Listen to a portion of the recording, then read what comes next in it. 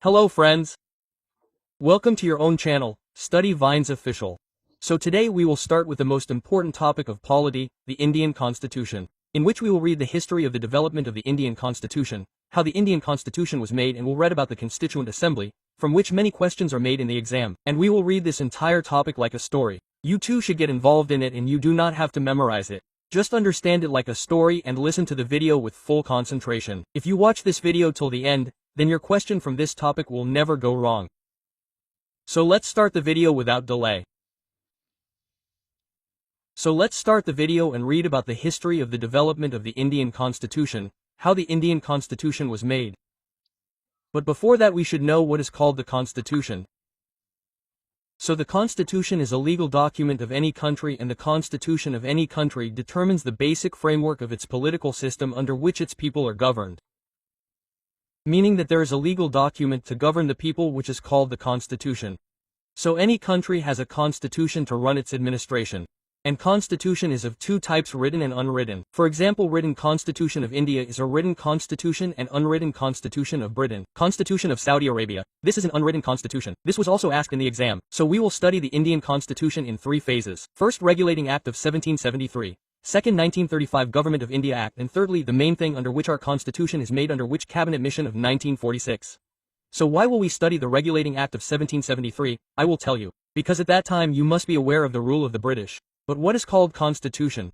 The law which is made to govern the people. So the British may have made the law for their own benefit, but it was a part of India. So that is why the Constitution of India starts from 1773 itself. So we will start from here, and it is very important. This also raises questions. So we read the Regulating Act of 1773 AD. So the Battle of Plassey took place in 1757 and the Battle of Buxar in 1764. You know these are very important wars in history. After this, the British captured the whole of Bengal. After the Battle of Plassey in 1757 and the Battle of Buxar in 1764. So after the British conquered Bengal, the British East India Company ruled over it, and to keep its rule in their favor, the British passed many acts from time to time, under which this Regulating Act of 1773 was passed, and it became the stepping stone for the development of the Indian Constitution.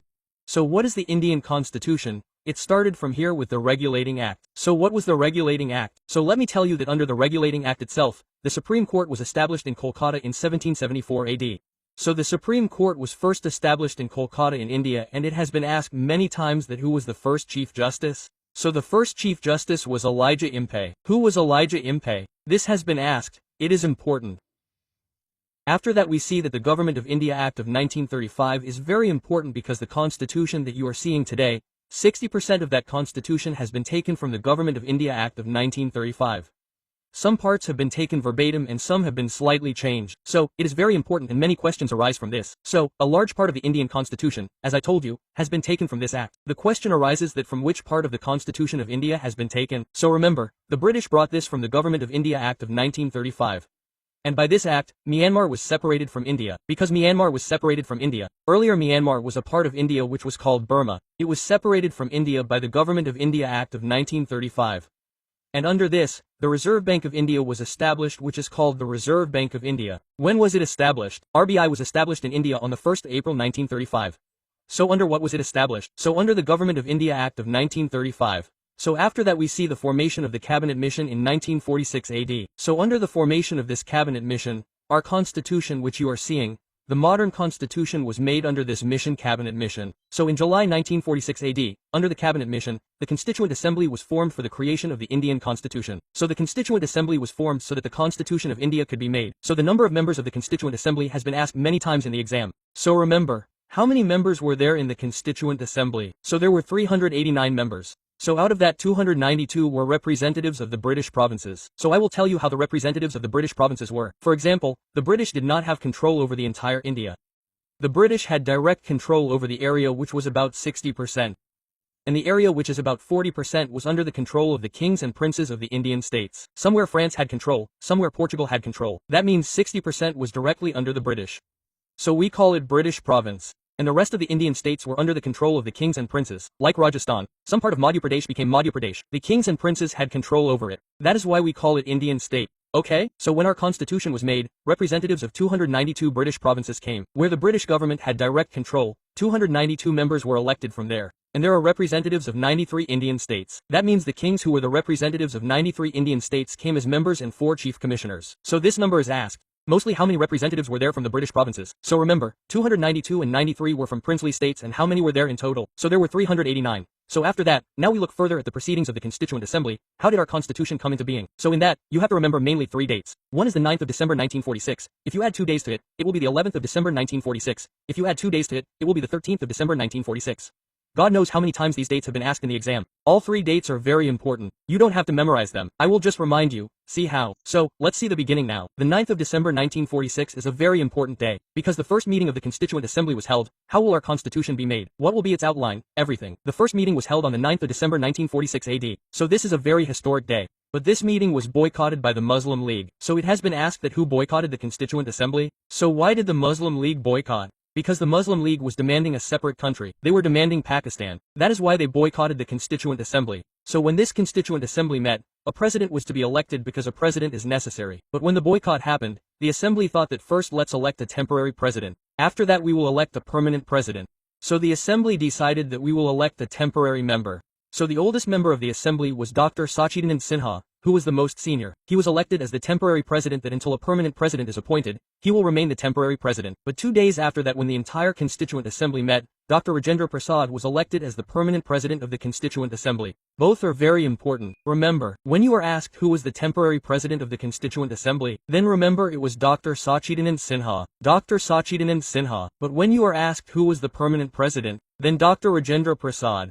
So 2 days after that it became 9. Then it was the 11th of December 1946. Now let us see the 13th of December 1946. So on the 13th of December 1946, Jawaharlal Nehru presented the objective resolution, which is called the preamble of our Indian Constitution, before the Assembly. And with this the proceedings of constitution making started. So this question is asked, that when did Jawaharlal Nehru present the objective resolution? So it was only after he became the president on the 13th of December that the further proceedings of the Constituent Assembly would begin. 2 days after that, on the 13th of December, he passed the objective resolution and presented it of the Constituent Assembly. So after that we see the chairman of some major committees. All these are most important. Many times they are asked directly in the exam and you have nothing to do with 1 mark. Just see how to remember it. First of all, steering committee. Who was the chairman of the Constituent Assembly? So Dr. Rajendra Prasad was the chairman of the steering committee. After that, drafting committee, that is, what will be the outline of the Constitution, how to make it, so everyone should know its chairman.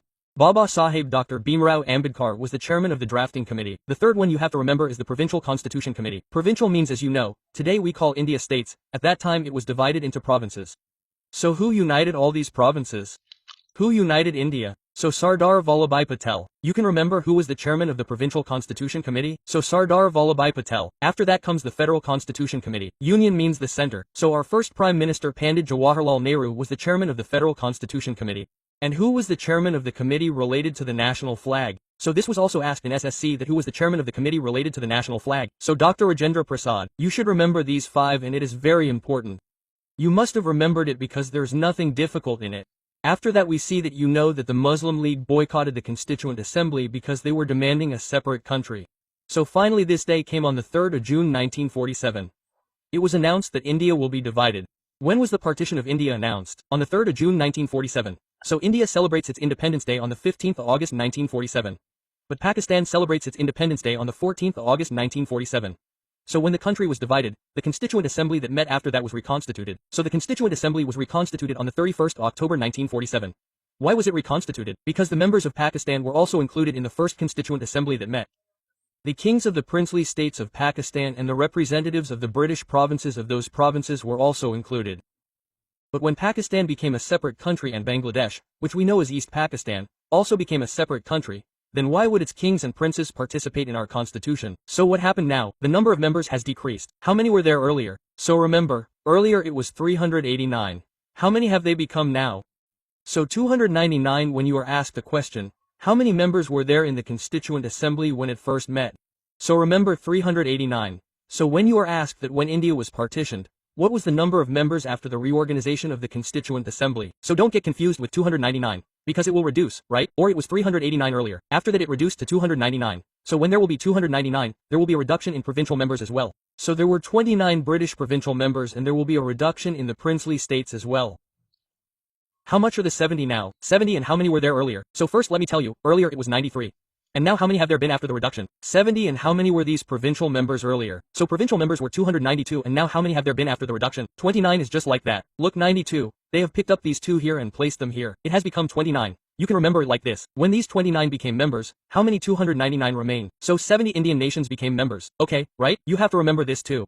So after that we see that when the assembly was reorganized, the process of constitution making accelerated. So after closely examining the constitutions of the world, Babasaheb Bhimrao Ambedkar prepared the draft of the Indian constitution. So he means he closely examined all the constitutions of the world and picked up good ideas from them. He picked up good laws. So questions also arise from the sources of the constitution. So the second part of this is the sources of the constitution. That means what was picked up from where. I will tell you that too. So it is a very important video. I will just upload the next video on that. Therefore, you must subscribe to my channel.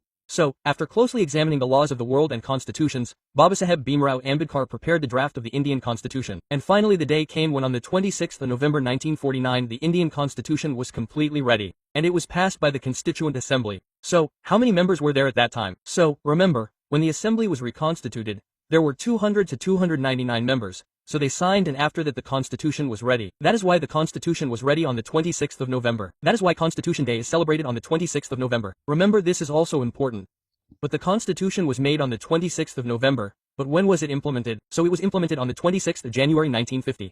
There is a reason behind this, that the Constitution was made on the 26th of November, but why was it implemented on the 26th of January 1950? There is a historical reason behind this, that on the 26th of January 1930, Congress celebrated the first Independence Day. Even though we were slaves in that, but what did the Congress do? I told you that it was made in the Congress session, right? If you have not seen the videos of the Congress session, then I will give the link of that video in the I button. Watch it. I have told about all the Congress sessions that were held in it. So, on the 26th of January 1930, Jawaharlal Nehru hoisted the Indian flag on the banks of the river Ravi and said that from today we are free, even though we were slaves at that time, but they celebrated Independence Day from that day itself. And after that Congress used to celebrate Independence Day every the 26th of January. That is why even though India became independent on the 15th of August, but they implemented the Indian Constitution on the 26th of January 1950, and on this day they became a republic country and celebrated Republic Day. Therefore, this is a historical day of the 26th of January. So on the 26th of January 1950, the Indian Constitution was implemented and India became a republic country. Okay, right? After that we see some facts related to the Constitution which are asked in our exams. So how many days did the process of constitution making take in total? So it took 2 years 11 months and 18 days. How many days? 2 years 11 months and 18 days. And for how many days was the draft of the Constitution debated? The Constituent Assembly met. It is not that the Constitution was made just like that. There was a debate in it. Just like you see that there is a debate in the Parliament on the making of a law. So there was a total debate of 114 days for the Constitution to be made, and what was the total cost of the Constitution? So to tell you exactly, you can say that 6,396,729 rupees were spent in making our Constitution. And when the Constitution was made, how many were there in total? There were 22 parts, 395 articles and 8 schedules. But in the present time, you just add 4 to 8 and you get 12 schedules. So there are only that many parts, 22 parts. And there are 395 articles, and how many schedules are there now? 12. Although in 395 articles, there are 395A, 395B, making a B. So there are about 450 articles now. But basically there are 395 articles. After that 395A, 395B have been added, which are 395 in number.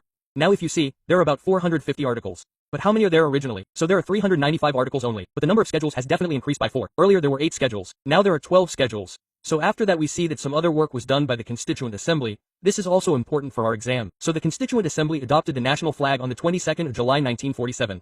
So, our tricolor, the tricolor of India, was adopted as the national flag on the 22nd of July 1947 by the Constituent Assembly. Remember this date when? On the 22nd of July 1947, and the national anthem was adopted on the 24th of January 1950.